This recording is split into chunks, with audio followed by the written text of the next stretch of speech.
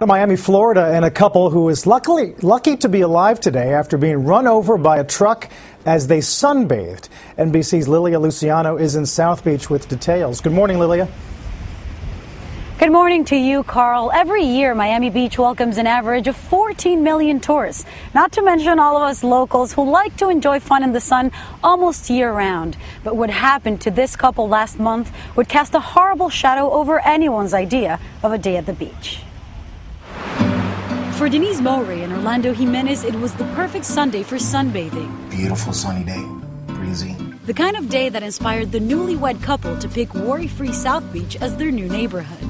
Just get out of the norm, experience something different.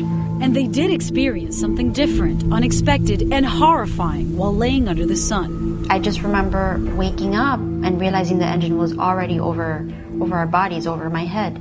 And so I just started to panic. That's when I realized, oh my God, we just got run over. What are you thinking right then and there? I was honestly petrified. I was just worried that he was going to move forward, move backward. I didn't know. I was just in shock. Denise and her husband were both stuck under a Ford F-150, its wheels miraculously just missing their bodies. For a second there, I thought that she was actually dead. I kept on screaming at her, and she, for a couple of seconds, what seems like minutes, at that point in time, she wasn't responding. Police say in early November, the driver, working for a beach vendor that rents chairs and umbrellas, was collecting equipment to close shop when he failed to see the couple. By the time witnesses alerted him, reports say the truck was covering half their bodies. We just heard some woman screaming that some guy got hit.